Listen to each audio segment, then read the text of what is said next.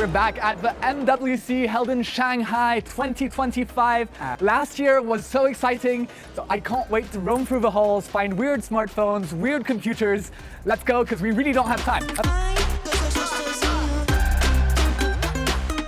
Continuing the saga of me absolutely embarrassing myself at sports at expos, let's try some VR basketball. I feel like they're being very generous with these goals. Yeah, I know. I'm not sure where it's supposed to be, but I think it's somewhere there. There, sure.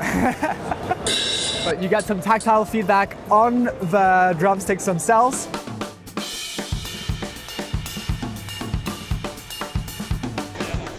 Oh no. This robot is mirroring my actions, more or less. I think there's a little bit of an issue, but it's very much in the uncanny valley. The eyes move around. This is kind of crazy. Here we are at the Huawei booth with tablets, watches, laptops. This is the Mate Pura 80 Ultra, one that has only 3 sensors, but 4 cameras. The reason this makes sense is that they have 2 periscope zooms on one single sensor. The lenses move in and out of the way. This is the first time that this has happened on a smartphone. There has been a Sony smartphone that has an adjustable zoom, but the quality was not as good, whereas this is 2 fixed lens zooms. And so that allows the quality to be much higher. And of course, some of the integrations that they've built into their smartphones are for AI. Obviously, it's going to take a long time to work when Wi-Fi is so spotty at expos. So I'm here with Afang from the ZTE booth. They're showcasing some of the humanoid robots that I've seen all across the MWC today. Previously, if we finish the assembly of the product, so it relies on the manual work to do the testing. But now you can see we can use this robot to do some uploading the material and then do the testing. Actually, we have deployed in the first generation in our ZTE factory. Yeah, ZTE as an integrator and as a manufacturer is leveraging that. The highlight is the multi-agents. Now they can collaborate. These humanoid robots haven't really been employed yet because, well, they're a little bit fragile so far, they're a little bit expensive, but this kind of demonstration shows us what will happen in the next 3 years when this technology becomes even more mainstream. I believe that's a gas-powered drone. This has to be one of the coolest drones I've ever seen.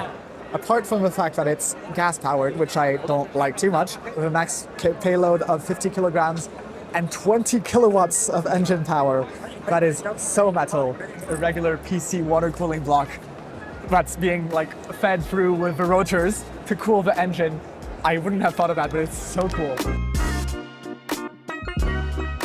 Every time I run into the iFlyTech booth, I'm surprised by how many things they have going on. So their e-ink tablets have speakers and microphones integrated into them so that you can actually use them as a meeting pad and have it record the conversation you're having while still taking notes at the same time. Instead of having 2 devices, you just have one that also integrates your notes. I see limited application for that. I think some people will like it, but most people will just have a pad of paper and their smartphone to record the meeting. I can imagine I would have found this super cool when I was younger, but right now we have smartphones. The quality is good enough to have meeting notes, so I'm not quite sure how it fits into the utility of it. But this is an automatic cat litter. If the thought and the sense of cleaning up your cat's litter is something that's really troubling you, you might want to get something this huge and probably quite expensive. Display. So instead of having something to block from the sun, we have something to block from the view, which would give me instant motion sickness. The highlight of the show this year was the amount of humanoid robots that I saw. Even from companies that weren't directly developing humanoid robots, they have collaborations with Agibot. They have collaborations with Unitree.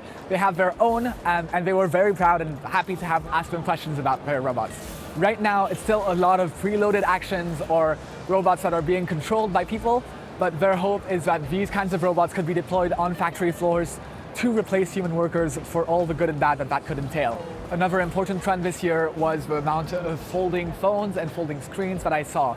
BOE is doing a great job of producing groundbreaking technology, something that's not been really developed by anyone else before, and also deploying it at an incredible scale. That's all I have for the Shanghai Mobile World Congress. Let me know what you want me to cover next. If you're excited in more expo coverage or more opinion pieces, you can follow us, and I've got to go and catch my flight. Until next time, make sure you take care.